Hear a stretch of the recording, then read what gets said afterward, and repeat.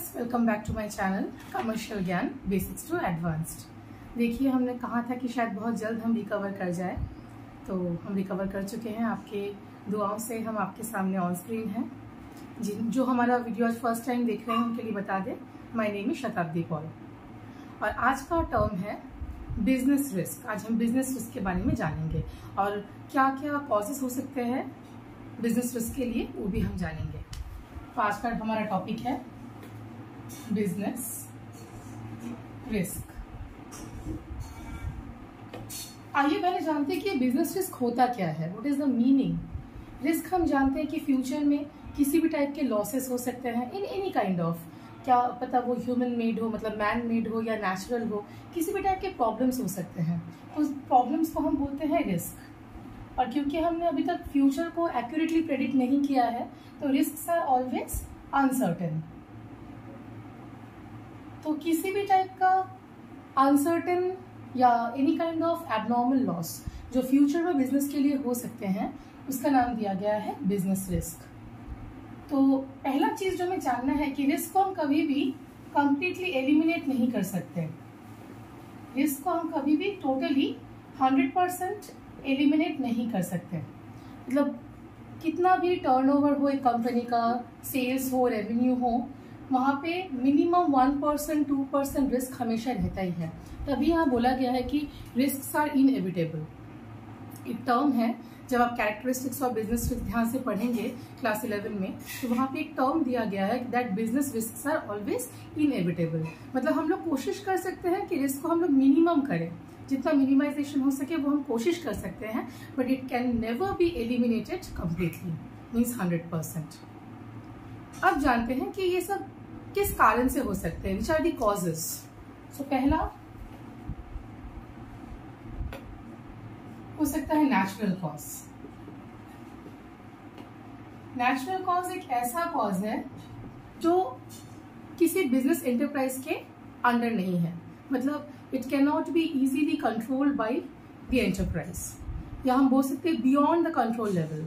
क्योंकि यहाँ पे मानिए अगर हम नेचुरल कॉजेस के बारे में बात करें, यहाँ पे अर्थक्वेक हो सकते हैं, any kind of earthquake, cyclone, कुछ भी जिसमें हमने कभी सोचा नहीं था कि फ्यूचर में हो भी सकता है, लेकिन बाय एनी चांस अगर हो जाए तो वैसे रिस्क को हम लोग कंट्रोल नहीं कर सकते। हम in the sense business control नहीं कर सकते। तो ये पहला कारण हो सकता है। सेकेंड, कुछ फिजिकल कॉजेस हो सकते हैं। फिजिकल कॉजेस इन सेंस कोई मशीन ठीक से काम नहीं कर रहा है तो मशीन का breakdown, we can write. What else, अगर हम फिजिकल कॉज के बारे में बात करें तो मशीन के ब्रेकडाउन के कारण जो हम लोग एडिक्वेट अमाउंट ऑफ प्रोडक्शन नहीं कर पा रहे हैं, तो ये कुछ प्रॉब्लम हो सकता है जिससे फ्यूचर में जाके कोई अनसर्टनिटी, कोई बिजनेस रिस्क अराइज या अपीयर हो ही सकता है। अगला देखते हैं इकोनॉमिक कॉज। इकोनॉमिक कॉज के बारे में अगर हम बात करें, so these are basically market fluctuations. Okay, ये मार्केट फ्लक्चुएशंस में कुछ भी आ सकता है, जैसे change in demand, change in supply. ऐसा हो ही सकता है कि फ्यूचर में ये बेटर हो जाए या फिर कुछ डिसएडवांटेज जो कंपनी को मिल सकता है। फॉर एग्जांपल, अगर डाइवर्सिफिकेशन बढ़ जाए मार्केट में या ह्यूज कंपटीशन आ जाए, तो कभी भी किसी भी कस्टमर का डिमांड एक कंपनी के लिए फॉल कर ही सकता है। So these are few categories. For example, जिस सप्लायर के ऊपर एक बिजनेस हमेशा डिपेंडेंट है, शायद किसी कारण वो सप्लायर अभी मटेरियल सप्लाई ना कर सके, तो these are some marketing fluctuation and basically these are known as economic fluctuations. Okay, इसके अलावा और भी कई सारे कॉजेज हैं, जैसे ह्यूमन कॉजेज।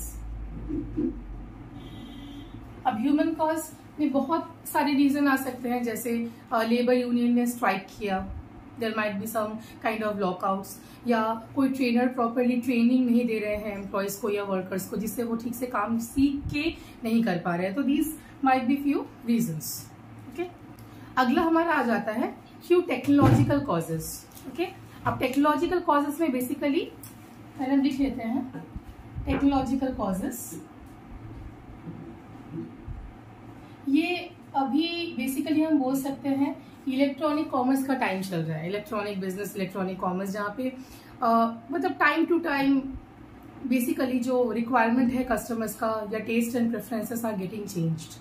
तो उसके लिए जो मशीन्स है, जो एक मे बी अगर हम लेबर इंटेंसिव टेक्निक या कैपिटल इंटेंसिव टेक्निक के बारे में बात करें, जो बेसिकली प्रोडक्शन के वक्त इस्तेमाल किए जाते हैं, तो उसमें बहुत सारे चेंजेस जो डायनेमिक है, वी नो दैट डायनेमिक जब चेंजेस के बारे में हम बात कर रहे हैं, means something which is changing in market, according to that business को भी अपने टेक्नोलॉजी चेंजेस करने हैं, otherwise those are known as what, outdated और ऑब्सोलेट टेक्नोलॉजी। तो अगर समय के साथ साथ बिजनेस भी अपने टेक्नोलॉजिकल चेंजेस ना ला पाए प्रोडक्टिविटी के लिए, प्रोडक्शन के लिए, तो बिजनेस में go for loss at any point of time.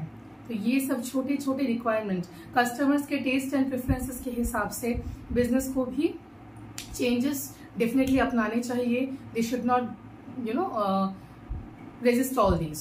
So basically we can say that due to these kind of causes, like what we discussed just now, natural cause, physical causes, economic causes, human causes and technological causes, इसमें से सबसे जो कठिन होता है जिस cause को control करना, that one is natural cause, because बाकी सब कॉज फिर भी बिजनेस एंटरप्राइज कोशिश कर सकते हैं कि हाँ हम इंटरनली उसे कंट्रोल करने की कोशिश करें, लेकिन नेचुरल कॉजेस में अगर अचानक ऐसा कुछ हो जाए जो वो beyond the control of human being है, तो किसी भी तरह से ऐसे कॉजेस बिजनेस को इन फ्यूचर रिस्क प्रोवाइड कर देते ही हैं। So these are the. अगर आपको आज का वीडियो इन्फॉर्मेटिव लगा हो तो ज़रूर लाइक, शेयर और सब्सक्राइब कर दें। Thank you for watching.